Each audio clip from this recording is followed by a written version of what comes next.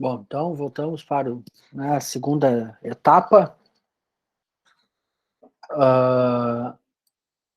Então, continuando, pessoal. Então, agora avançando para a segunda teoria, que é ainda dentro de uma perspectiva funcionalista, o funcionalismo mertoniano. Ou seja, desenvolvida pelo Robert Merton, né? O Merton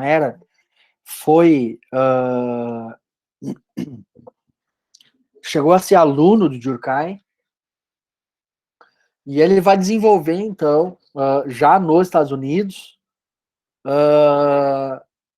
essa tipologia criminal, ou seja, né, a teoria dele é mais ampla e tal, mas comumente na criminologia se utiliza a tipologia do comportamento dele, né?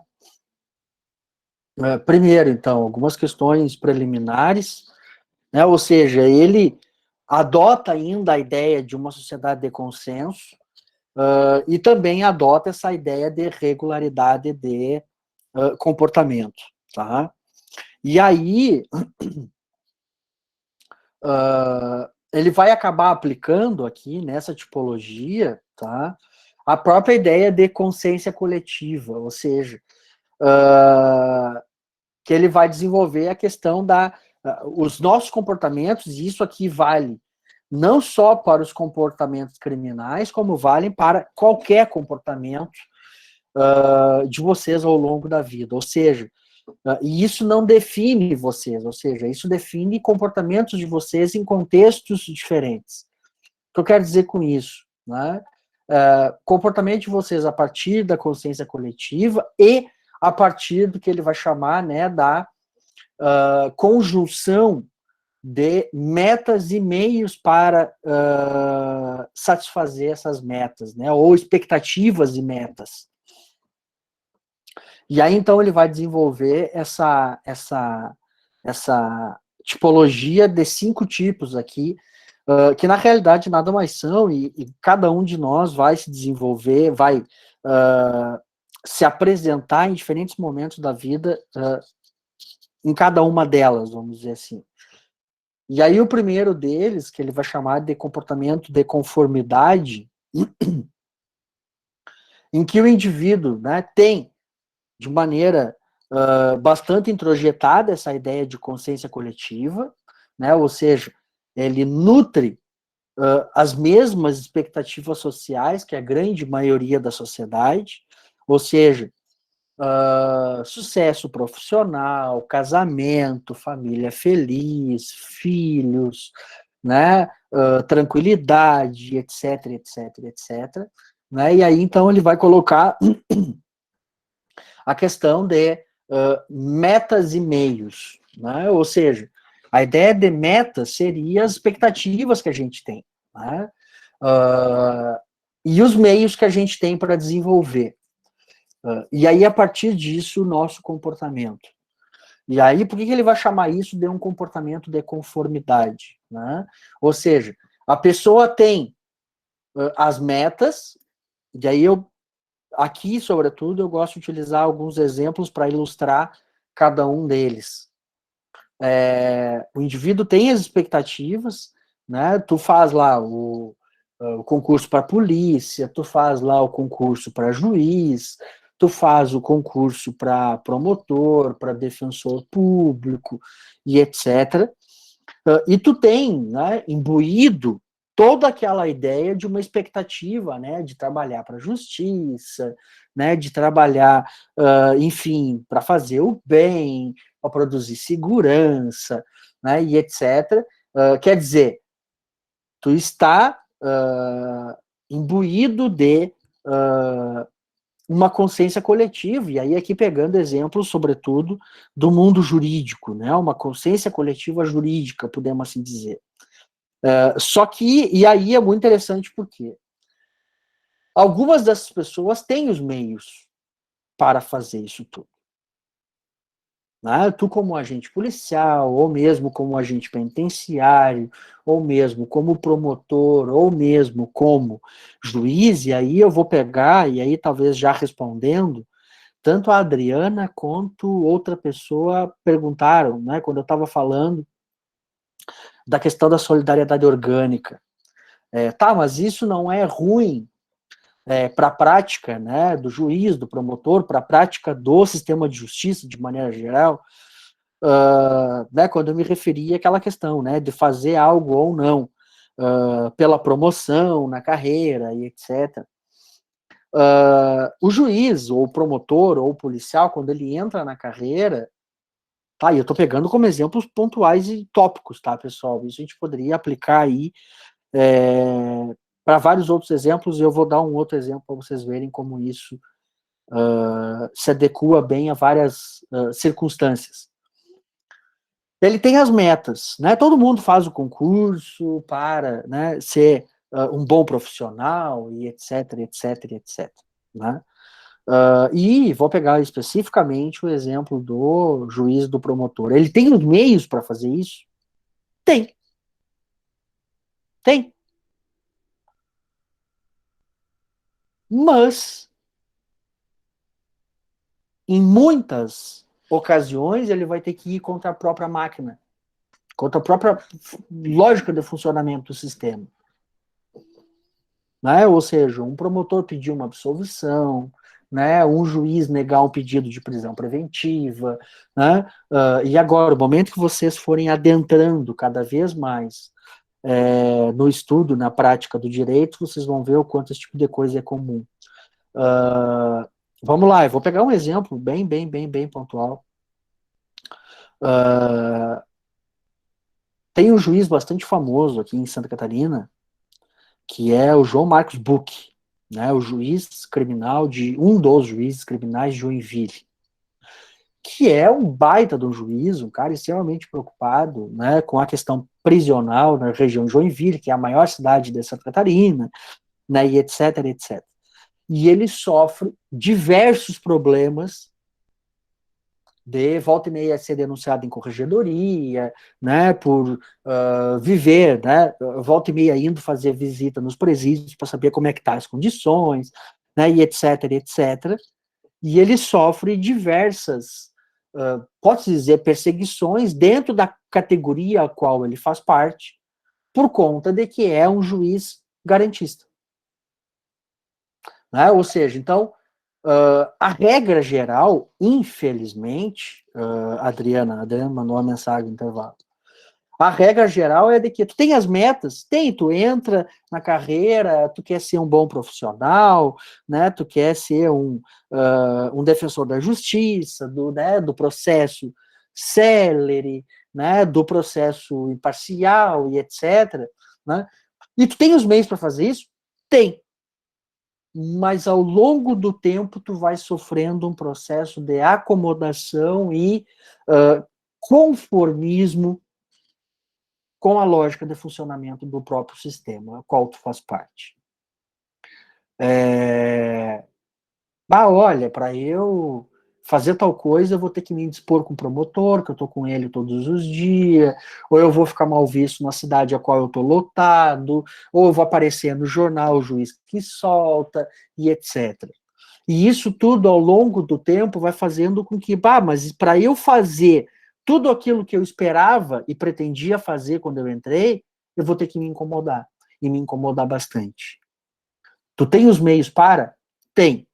Mas daqui a pouco tu já não tem mais o ânimo, tu já não tem mais a disposição, e tu já não consegue mais, vamos dizer assim, colocar em jogo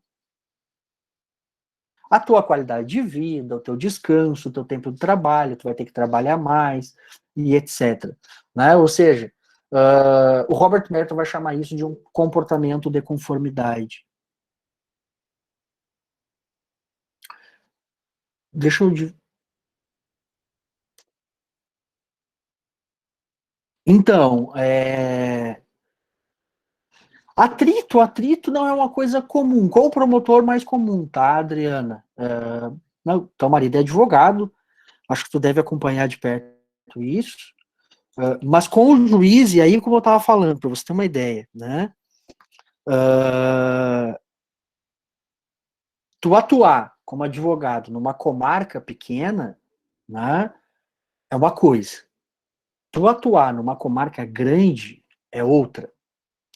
Por quê? Porque tem vários juízes, ou seja, aí a coisa não se repete tanto, esse embate, esse enfrentamento. Né? Agora, quando a comarca é pequena, isso é bastante complicado, tá? Por quê? Sei lá, pega uma cidade que só tem 2 juízes, um titular e um substituto. Toda audiência que tu vai fazer com aquele cara, né? E aí daqui a pouco tem uma rusga. Aí para outra audiência daqui a pouco já tem uma rusga. E aí a coisa vai aumentando. E assim, em tese, a legislação diz que se o juiz tiver qualquer coisa contra qualquer uma das partes, ele tem que se declarar por impedido de não julgar, né? Impedido de julgar. Só que isso na prática não acontece. Né? Se o advogado e o juiz têm uma rusga entre eles, cara, morde o rabo, porque é o cara que vai julgar os teus processos. Então, muitas vezes a gente tem que meio que tentar levar a coisa meio assim, porque, cara, se eu entrar num atrito com esse cara, eu tô ferrado. Eu tô ferrado porque ele vai seguir jogando meus processos e ele vai julgar meus processos com toda essa rusga que a gente tem por trás. Né? Então, sim, isso acontece, isso existe. Tá? Em comarcas maiores isso é menos problemático, em comarcas menores, onde os atores, né, juízes, advogados e promotores são em menor número, consequentemente eles se encontram mais, e obviamente que isso às vezes é assim, né, mas de maneira geral o tratamento é muito tranquilo, né, enfim, muito respeitoso, etc. Então, o comportamento de conformidade é esse. E aí o outro exemplo que eu queria dar, outros 2 exemplos muito breves que eu queria dar é o seguinte. Sei lá, o Marcos entra na polícia e ele entra na polícia com aquela ideia de promover segurança, né, promover a proteção da sociedade e etc. E dentro de pouco tempo ele se depara com... Ou seja, aí ele tem as metas, né, a consciência coletiva, ele tem os meios, ele efetivamente pode produzir uma diferença, né, na rua, na operação, né, no policiamento ostensivo, né, de maneira educada, cortês, etc. Só que dentro de pouco tempo ele vai acabar se deparando de que aquilo não é a regra de funcionamento da instituição. Né? E aí, se tu não entra pro esquema, tu acaba sendo, né, o patinho feio, tu acaba sofrendo dentro da própria organização, né, um escanteamento, né, ou seja, uma série de dificuldades profissionais que ao longo do tempo vai fazer com que tu comece a abandonar. A literatura social, né, vai chamar isso de um processo de institucionalização. Se tu entra numa grande instituição que é anterior a ti, maior que ti, te ultrapassa, é muito mais provável que ela vai te mudar do que tu vai mudar ela. E isso é exatamente a questão da aquisição ao longo do tempo de um comportamento de conformidade. Né? Ou seja, é muito pouco provável que tu vá revolucionar o funcionamento da vida numa instituição desse tamanho, desse porte, com tal importância. E aí isso o Robert Merton vai chamar de a conjunção de metas e meios, né, ao longo do tempo, um processo de metas que vai acabar sendo relativizado ou mesmo até esquecido. Né? Eu vou perguntar para você o seguinte, saindo do contexto de Santa Catarina, que é uma das polícias que mais que melhor recebe no país, acho que, se não me engano, só perde para a Polícia Militar de Brasília, exige ensino superior, não são todos os estados que exigem ensino superior para ser policial militar, e etc. Né? E isso acaba refletindo numa série de privilégios de carreira, vamos dizer assim.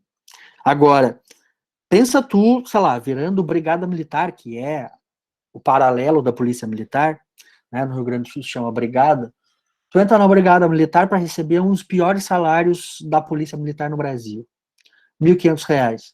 Né? E tu entra na polícia militar, de novo, imbuído de toda essa estrutura de valores, de promover segurança e etc. E, do nada, tu é anunciado pelo governo do estado que tu vai receber o teu salário mensal parcelado em 5 vezes. Que o teu 13º vai ser parcelado em 12 vezes, tu vai ficar até dezembro do ano seguinte recebendo parcela de 13º. Né?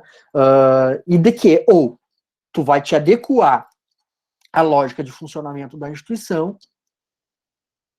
ou simplesmente tu não vai poder trabalhar, ou tu não vai ter condições mínimas. Mais ou menos, tá? Pode já ter aumentado um pouco, já faz alguns anos que eu estou aqui, mas não aumentou muito, tá? Olhe lá se é entrada na carreira, tá? De início. Olhe lá se é R$ 1.800, tá? E não por acaso o policial militar lá tem que fazer, né, o bico de segurança no bar de noite, né, tem que fazer o bico de segurança na hora de folga, e etc., que é onde exatamente começam a acontecer as questões problemáticas de comportamento militar. Né? Então, metas e meios, né, o comportamento de conformidade, no sentido de ou te adequa ao meio ao qual tu faz parte e absorve os valores sociais daquele meio, ainda que eles sejam, inclusive, diferentes dos teus que tu trouxe quando entrou, né? Ou simplesmente tu vai acabar colidindo com a própria instituição, com o próprio meio social ao qual tu está entrando. O segundo exemplo seria o comportamento ritualista, né? O ritualismo. Aqui, pessoal, comportamento ritualista é o indivíduo tem os meios de realizar, de satisfazer as suas expectativas sociais, né? Ou seja, ele pode, inclusive, satisfazer essas expectativas sociais com certa facilidade, e talvez até justamente pela facilidade da forma ou da consecução dessas expectativas, muitas delas acabam perdendo o seu significado. E aí o exemplo que eu costumo utilizar aqui, ou seja, o indivíduo começa a perder as próprias metas. Né? Ele já não deseja mais as mesmas coisas que a sociedade da consciência coletiva propõe. E aí é que eu costumo utilizar o exemplo. Acho que um exemplo bem interessante aqui é o exemplo do suicídio. Quem gosta de rock, né, deve conhecer o Clube dos 27. Né? Uma dezena, talvez mais de uma dezena de astros da música aí, internacional, que acabaram morrendo aos 27 anos, muitos dos quais por suicídio. Né? Eles já tinham absolutamente os meios, as formas de satisfazer toda e qualquer expectativa que a vida poderia oferecer. Carro importado, mansão, dinheiro, fama, sucesso, status social, qualquer lugar abre as portas e estende o tapete vermelho para eles entrar. Né? A expectativa e o sonho de sucesso e segurança financeira. Né? Todos eles já tinham tudo isso. E a maioria deles, ou se não todos eles, já não desejavam mais qualquer uma dessas coisas. Eles já não nutriam mais a expectativa, a meta de ficar famoso. Isso já não tinha mais importância. Né? Isso já não significava mais nada. Né? E aí pode pegar, eu acho que talvez um dos últimos exemplos tenha sido o cara do Linkin Park, que cometeu suicídio, depois, um ano depois, fugiu o nome dele. Fugiu o nome. Enfim. Que era muito amigo, inclusive, do cara do Linkin Park, que acabaram cometendo suicídio. Por quê? Porque, cara, os caras já tinham absolutamente tudo, já não tinham absolutamente mais nada que desejar, que esperar. Ou tudo que poderia acontecer para eles já não tinha mais sentido, já não tinha mais significação. Né? É muito interessante aí outro fato aqui mais mundano, né? Alguns de vocês diriam, cara, o meu sonho é morar na Escandinávia. Né? O PIB ou a renda familiar na região da Noruega, na região da Suécia, na região da Dinamarca, gira em torno de 50, 60 mil dólares mês por família, é o sonho de qualquer um de nós, de família latino-americana, de sociedade marginal e periférica, de que isso é a realização do sonho de qualquer um. Vocês sabem qual é o pior problema dessa região, ou um dos piores problemas de saúde pública da região escandinava? A alta taxa de suicídio juvenil, adolescente. Muitos de vocês estão fazendo a faculdade mais tardia, né, outros de vocês estão fazendo a faculdade agora, no momento da vida que deveriam estar fazendo a faculdade, mas mediante um esforço extremamente grande dos pais, por conta da mensalidade, por conta de uma série de fatores, e nada disso é uma questão que afeta a família lá. Né? Não se preocupa com o vencimento do cartão de crédito no final do mês, não se preocupa com a hipoteca da casa, não se preocupa com comprar um carro novo, não se preocupa com a inserção e o início da vida profissional, e tampouco com a mensalidade da universidade, porque tudo isso é uma coisa absolutamente dada. Dada no sentido de entregue, mas é dada como fato dado, fato histórico. Não é uma preocupação. Né? E isso, sobretudo para a juventude, acaba tendo um impacto bastante interessante. Né? Ou seja, uma juventude que, vamos dizer assim, não passa o perrengue. O perrengue é diferente. Né? Na Noruega, o principal perrengue da juventude é passar 8 meses por ano sem sol.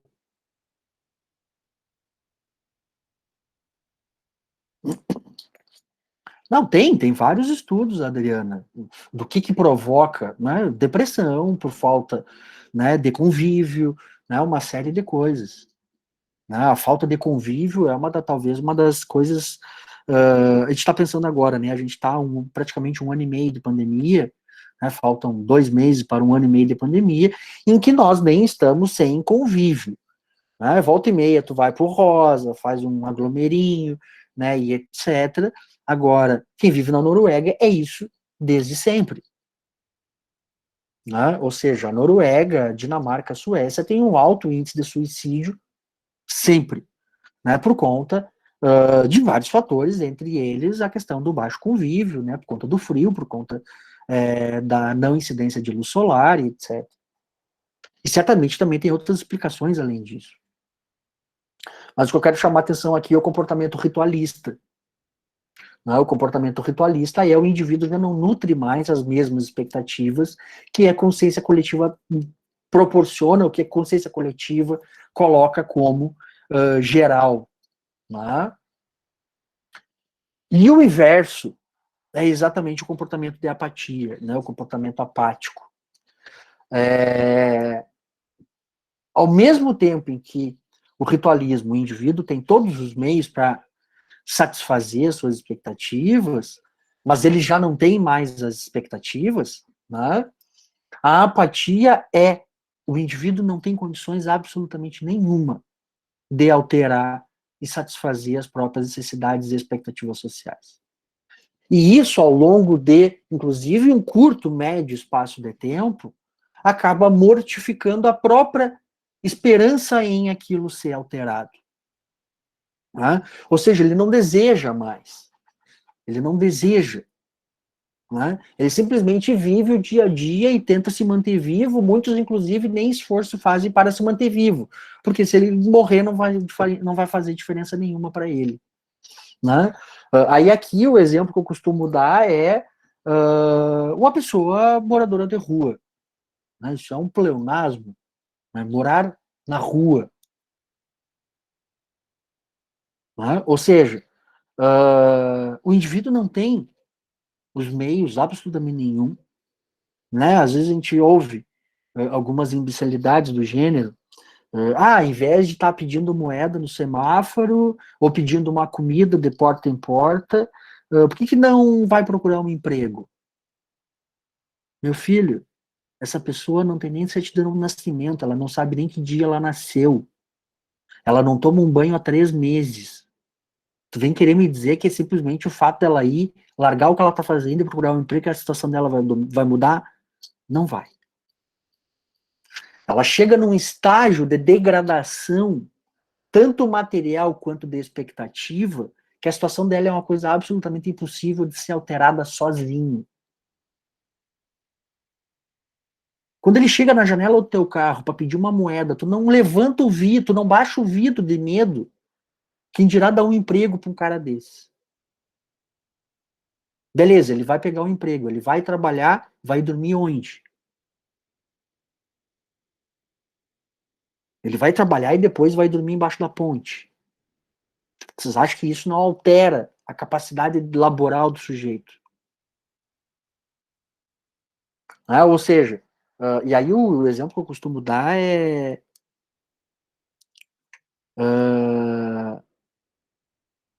para quem é aqui de Criciúma, mas acredito que em Araranguá deve ser muito semelhante, para citar Criciúma e Araranguá, que são as cidades maiores aqui da região sul, as pessoas que, sei lá, esperam o comércio fechar às 6 horas da tarde, passam carregando papelão. Né? Vocês acham que elas... Araranguá tem muito. Né? Aqui também. Né? É só caminhar ali no calçadão, 6, 6 e meia da tarde, o horário que o comércio está fechando. Tu acha que aquela pessoa está preocupada com as eleições, com a conjectura política, né? Há 2 anos, 3 anos atrás eu costumava brincar. Vocês acham que eles estão preocupados com a Lava Jato? Vocês acham que eles estão preocupados com qualquer coisa? Não. Por que ele não está? Porque ele é um alienado, um ignorante? Não.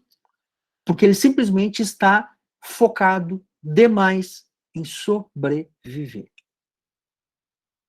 Ele está focado demais e ocupado demais em obter o sustento meio-dia para comer de tarde, obter o sustento de tarde para dormir de noite, e assim, dia após dia. Não, por que ele não larga isso aí e vai estudar? De que jeito?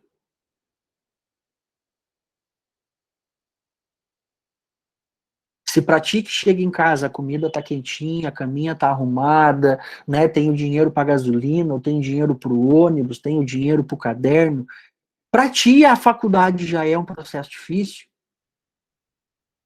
Agora, tu imagina para o cidadão que não tem dinheiro para pagar o ônibus.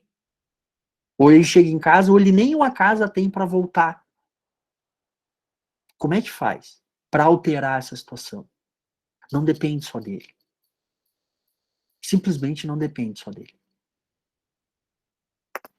E aí acaba proporcionando ou resultando num comportamento apático. Né? E aí aqui apático não é uma denominação pejorativa. Né? O indivíduo já não deseja mais. O indivíduo está nessa situação, tu acha que ele sabe que vai ser lançado o iPhone novo? Tu acha que ele sabe o que tu está consumindo de tecnologia? Ou quanto é a conta do celular?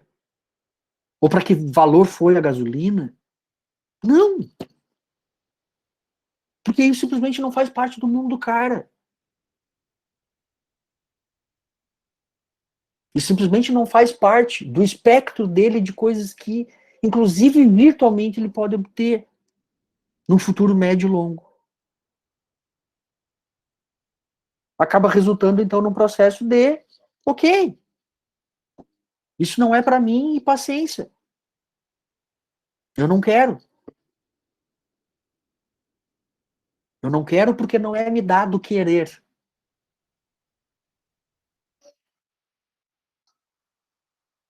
Comportamento tem inovação,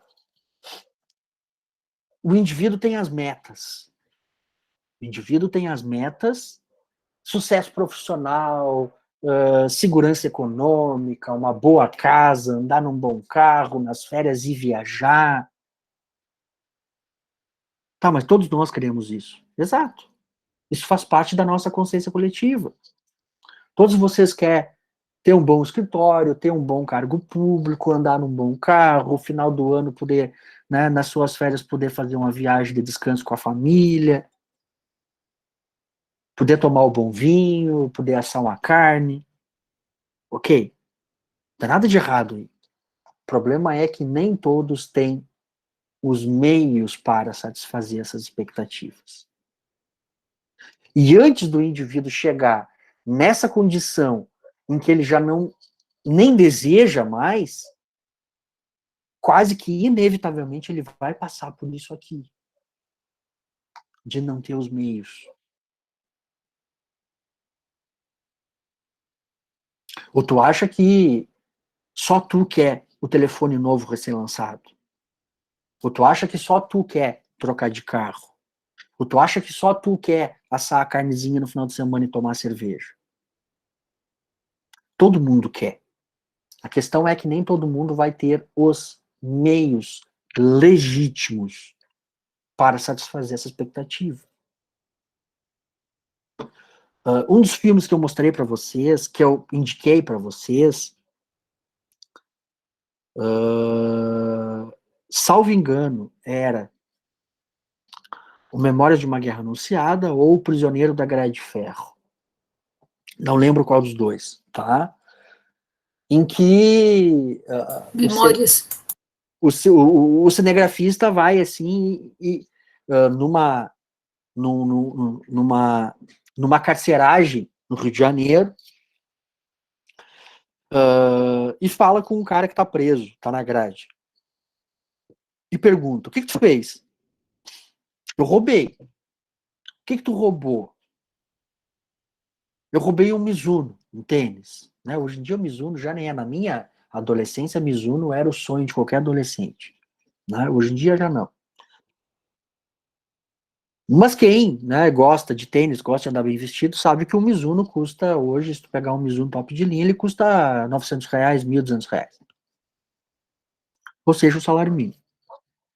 Um pouquinho mais, inclusive. E aí o cara pergunta para ele, tá, mas valeu a pena roubar o Mizuno pra estar aqui? Não dava para trabalhar? E aí o cara diz para ele, ô, compadre, trabalhando no que eu vou trabalhar, eu nunca vou ter um Mizuno. Nunca. E eu quero ter a porcaria do tênis. Assim como o indivíduo também quer ter a porcaria do carro, quer ter a porcaria do celular, quer ter dinheiro para fazer o churrasco no final de semana. E muitas vezes isso acaba vindo através de comportamentos ilegítimos. Porque ele não tem os meios legítimos para a obtenção, ele vai acabar reagindo através de meios ilegítimos. O furto, o roubo, o tráfico, a violência e etc. Professor, mas isso é certo, isso é errado? Não é disso que eu estou falando. Tá, então o certo é tu te adequar e aceitar. Não, eu sou um morador de rua mesmo e eu vou morrer morador de rua. Isso é o certo. Não, também não é. Não é disso que nós estamos falando. Nós estamos falando de diversas formas de comportamento que diversos de vocês vão adotar em diferentes momentos da vida de vocês. Vamos lá. Quem é de vocês que o pai não tem faculdade? Se alguém puder dizer.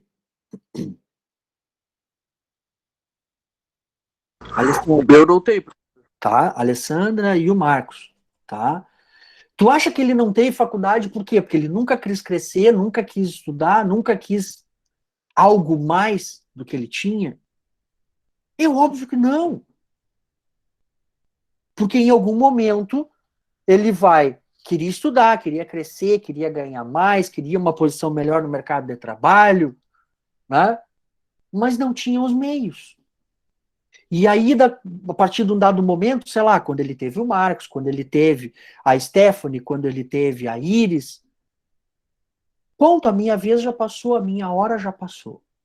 Agora, simplesmente já não me é mais dado a possibilidade de querer isso. Ele simplesmente matou essa expectativa.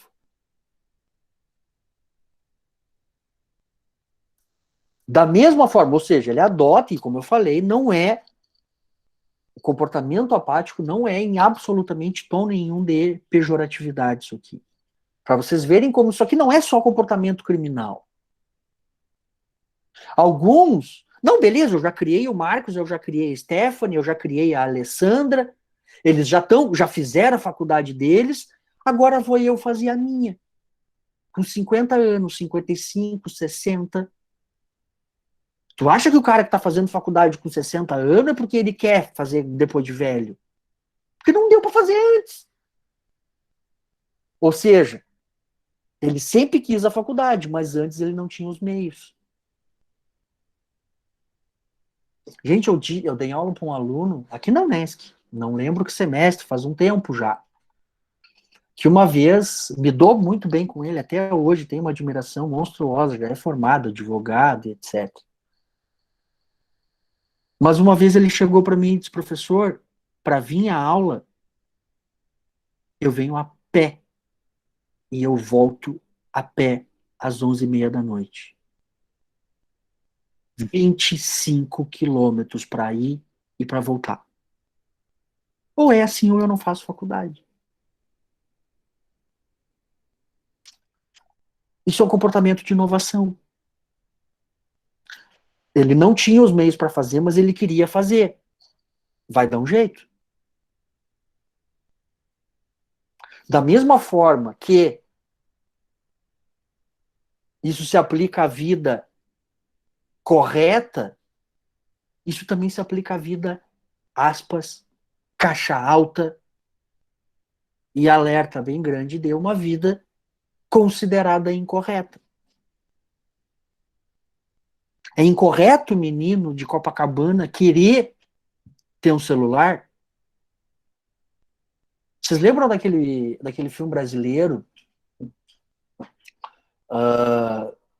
Eu não lembro se é o Cidade de Deus ou aquele outro que era bastante parecido. Em que no início do filme eles estão tudo reunidos na ponta do morro e aí tem um menininho pequenininho e eles perguntam para onde é que nós vamos hoje? E o menino diz, nós vamos para a praia.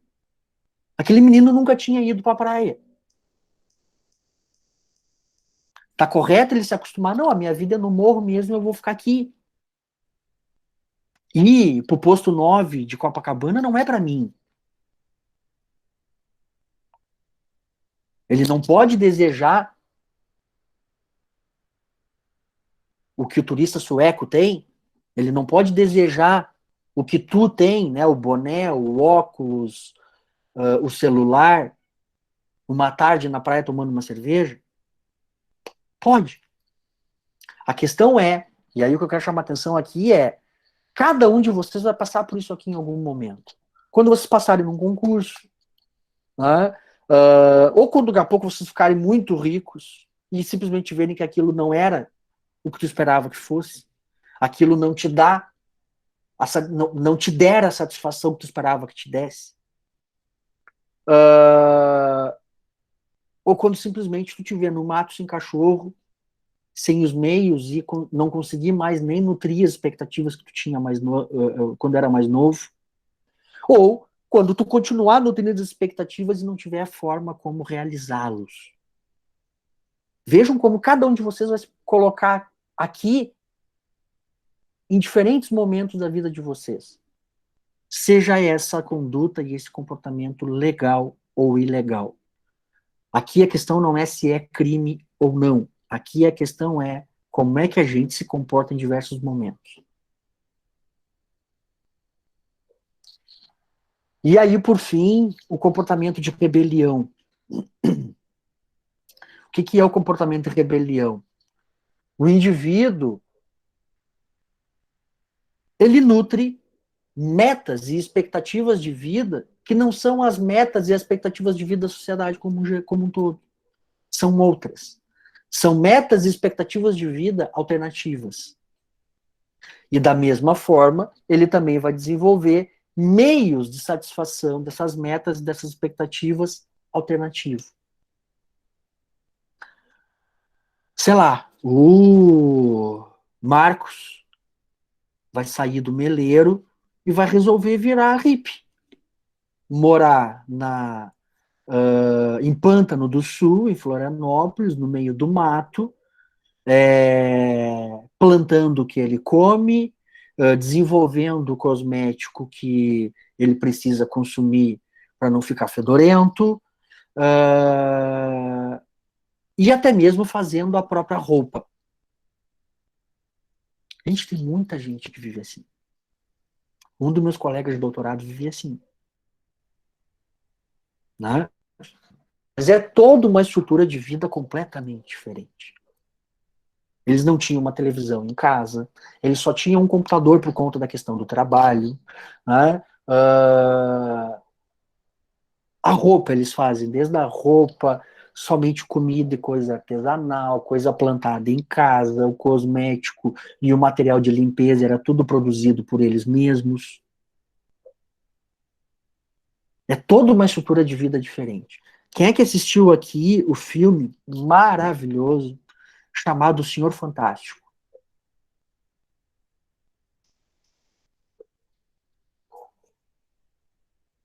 O Senhor Fantástico conta a história de um pai separado.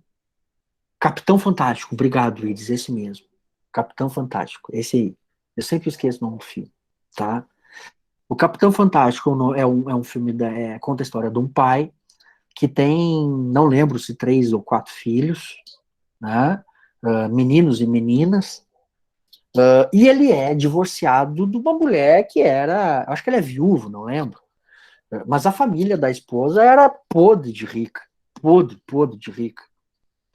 E ele escolhe, não sei se depois do divórcio ou da morte da esposa, e viver com os filhos, de uma maneira absolutamente alternativa. Eles viviam num trailer no meio do mato. As crianças, né, estudavam sozinhos com o pai era extremamente intelectualizado, ele criava os filhos de maneira absolutamente igual, se menino ou menina, de uma maneira absolutamente igual, sem distinção de gênero, e sem essa coisa da expectativa financeira, sem essa coisa da necessidade de construção de um status profissional e econômico. Né? Ou seja, eles viviam numa sociedade absolutamente à parte. Né? Ou seja, mostra muito bem o que o Robert Merton pensava aqui como um pensamento de rebelião.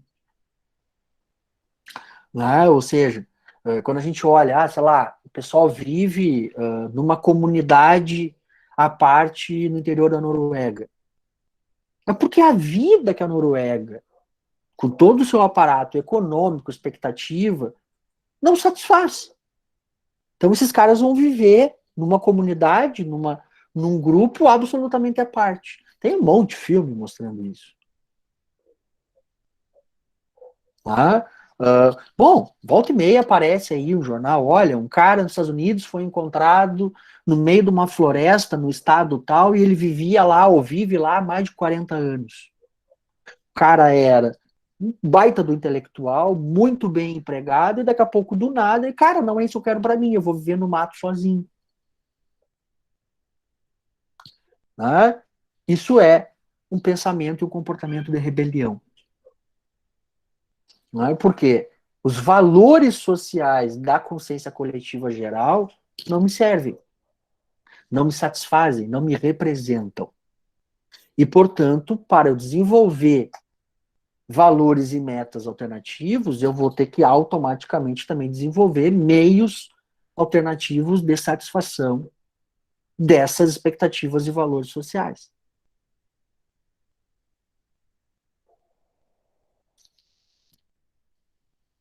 Dúvidas, pessoal?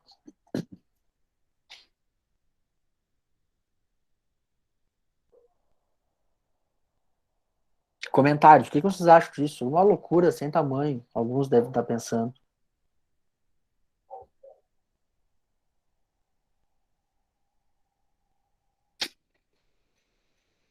Eduardo, fala, Eduardo.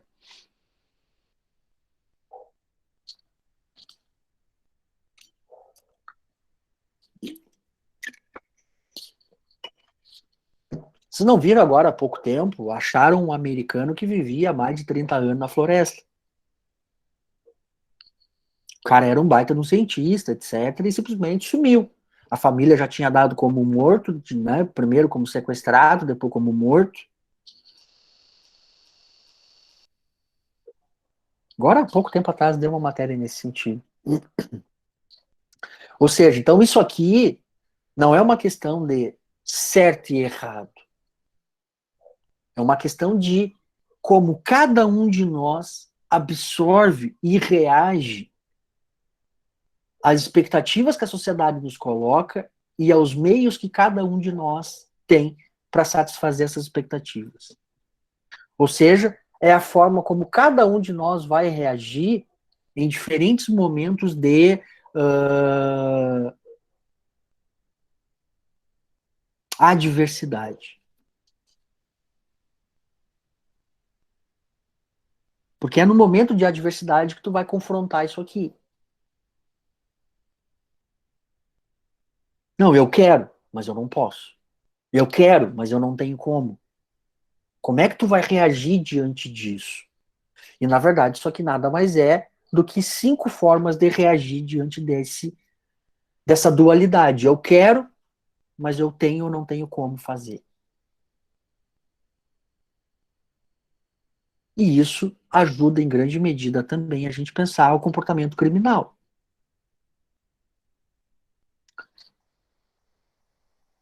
Tu tem um filho morrendo de fome.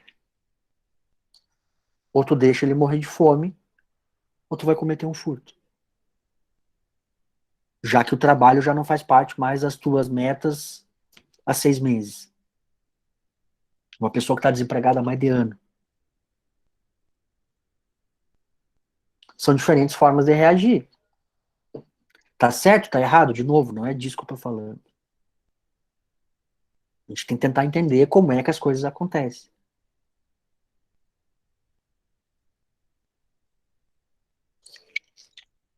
E aí, pessoal, aqui a gente começa uma outra virada que é as chamadas teorias do conflito, né? Que são, agora vai vir a associação diferencial, a teoria das subculturas criminais, o labeling approach, enfim, a teoria da neutralização. O que eu quero chamar a atenção com vocês aqui? Por que surge essa ideia de teorias do conflito? Né? Porque até aqui, até esse momento, né, se acreditava nessa ideia de consenso. A própria ideia de consciência coletiva é uma ideia de consenso. E aí, a partir daqui, vai se começar a problematizar. Será que efetivamente a gente vive num consenso? Será que se nós botar uma votação de algo complexo, profundamente divergente aqui em sala de aula agora, a gente vai conseguir chegar num consenso e nós 50. Quem dirá em nós Brasil, nós planeta ou, enfim, cidade. É exatamente isso que vai se começar a colocar em xeque. Essa ideia de teorias do consenso, de uma criminologia consensual, de uma política consensualista, vai começar a ruir no sentido de, gente, não existe consenso nenhum. Existe, na verdade, que alguns grupos conseguem impor a sua pauta de valores sociais aos demais.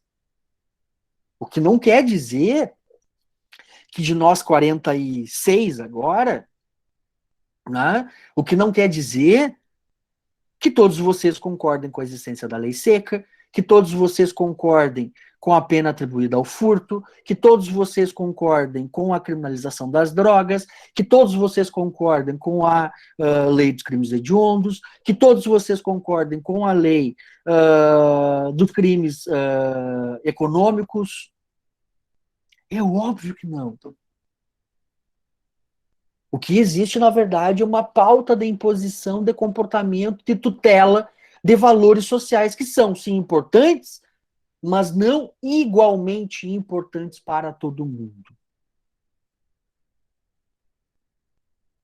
Ou seja, nós temos uma sociedade, na verdade, profundamente plural, multifacetada, composta por uma infinidade de grupos e valores sociais e em permanente processo de conflito.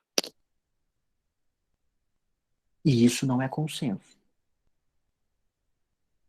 E aí, como é que as teorias criminológicas vão reagir a isso tudo?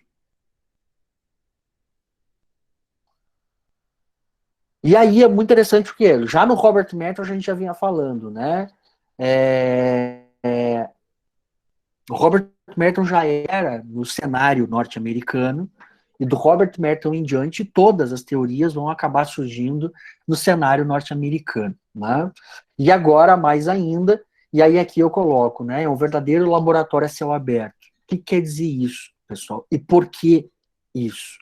Por que que grande parte das teorias criminológicas modernas vão surgir nos Estados Unidos, e as teorias sociológicas, ou seja, que se pretendem entender a sociedade, vão acabar surgindo nos Estados Unidos?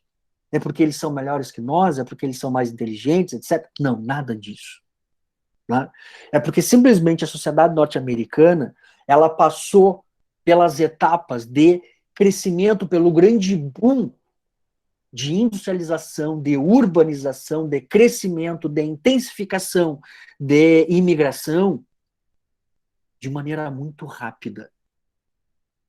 E isso ocorrendo de maneira muito rápida e desregrada, vai acabar fazendo com que eclodisse nos Estados Unidos todos os possíveis e imagináveis problemas de ordem social, urbana e criminal. E por isso, os Estados Unidos acabou se convertendo para a sociologia e para a criminologia da época num verdadeiro laboratório a céu aberto.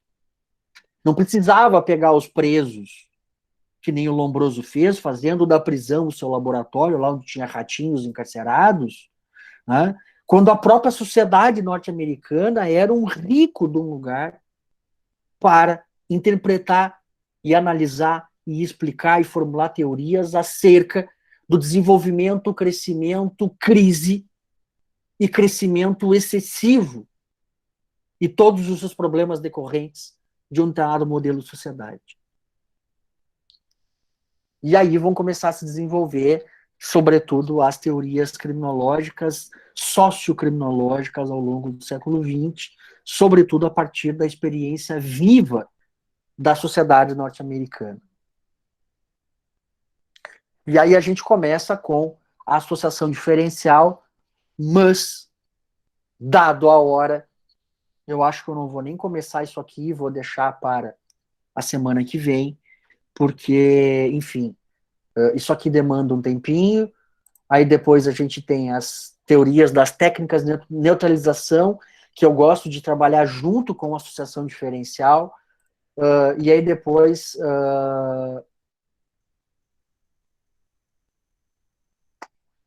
as teorias das as subculturas criminais, né? Enfim, para a gente ir até aqui, ou seja, vamos assim, completar o conteúdo, nós iríamos até tranquilamente 11h30 da noite, o que obviamente eu não vou fazer com vocês